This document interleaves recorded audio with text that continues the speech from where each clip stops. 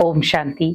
बहुत सारे लोग सोचते हैं कि हम कर्म करते हैं तो कर्म के आधार पर हमारा भाग्य क्यों नहीं बनता। हम अच्छे कर्म करते हैं लेकिन फिर भी भाग्य हमारा साथ नहीं देता। हम श्रेष्ठ कर्म करते हैं फिर भी कहीं ना कहीं हमें बहुत सारी बातों का सामना करना पड़ जाता है। हमेशा याद रखें कि आप जो कर्म करते हैं उसी का ही आपको फल मिलता है, वही आपके भाग्य को उज्जवल बनाता है। लेकिन हमें ये भी ध्यान रखना है कि कर्म हम जो इस समय कर रहे हैं, वर्तमान में कर रहे हैं, उसका फल तो हमें मिलेगा ही, उसकी सजा भी हमें मिलेगी। लेकिन हम जो पूर्व जन्म में कर कर आए हैं वो भी अगर पेंडिंग है तो वो भी तो हमें मिलेंगे। बहुत सारे लोग कई बार सोचते हैं पूर्व जन्म किसने देखा।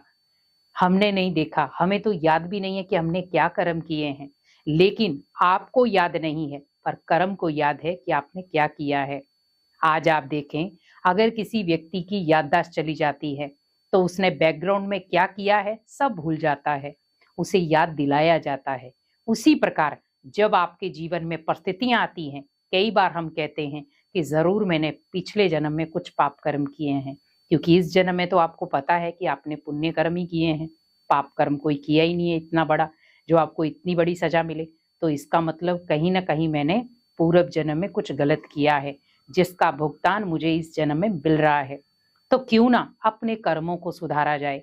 आज व्यक्ति कर्मों को नहीं सुधार रहा लेकिन कर्मों को और कट्टर करता जा रहा है। हमेशा याद रखें, कर्म आपके हैं, भाग्य भी आपका है।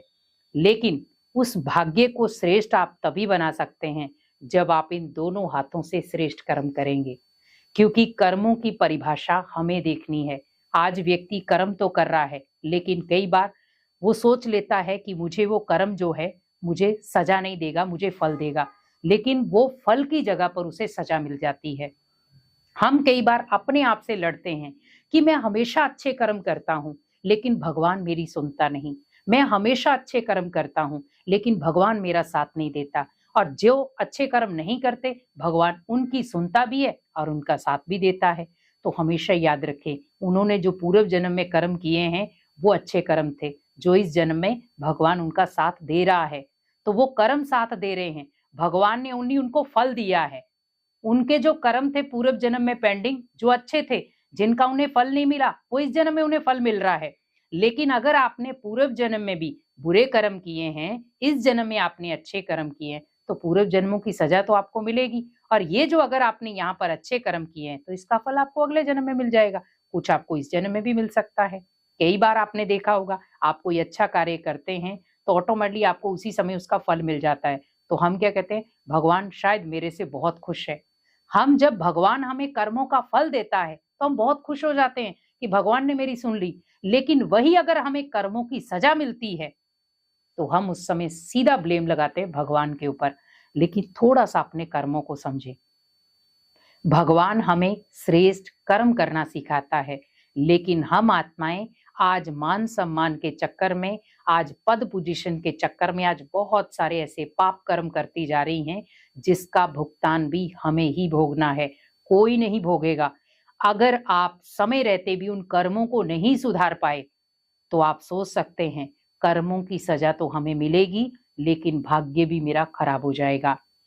क्योंकि आज हर व्यक्ति चाहता है मेरा भाग्य श्रेष्ठ हो, तो कर्म भी तो श्रेष्ठ करने पड़ेंगे।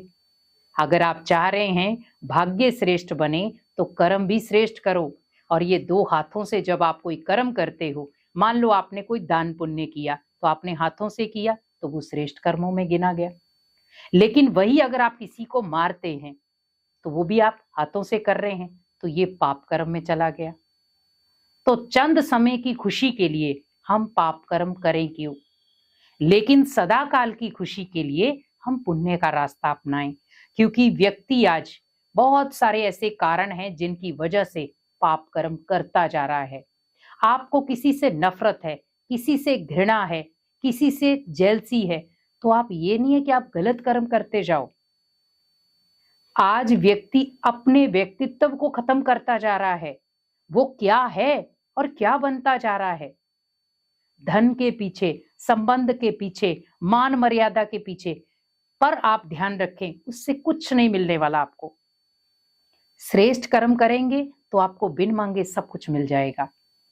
क्योंकि आज व्यक्ति क्रूरता दिखा रहा है, किसी को मारने में देरी नहीं कर रहा है और कोई अंदर गिल्ट नहीं है। तो आप ध्यान रखें, आप कोई भगवान नहीं है, आप कोई धर्मराज नहीं है जो आप किसी को सजा सुना रहे हैं।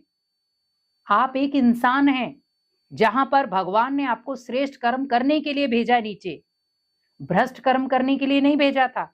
लेकिन आज हम एक दूसरे को देखते हुए बहुत सारे ऐसे भ्रष्ट कर्म कर रहे हैं, पाप कर्म कर रहे हैं, जो कहीं ना कहीं बहुत सारे लोगों की मर्यादाएं भंग हो रही हैं। बहुत सारे आपको देख रहे हैं, आज छोटे छोटे बच्चे भी जब टीवी मोबाइल ये चीजें देखते हैं तो वो बहुत सारी चीजें नोट करते हैं कि दुनिया में क्या हो रहा है।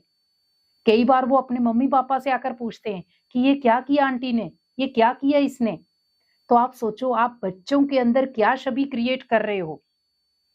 अपने आप को समझो कि जो आने वाली जनरेशन है वो आपसे बहुत कुछ सीख रही है, तो मुझे वही कर्म करना है जो मैं उसको शिक्षा भी दूं तो अच्छी दूं।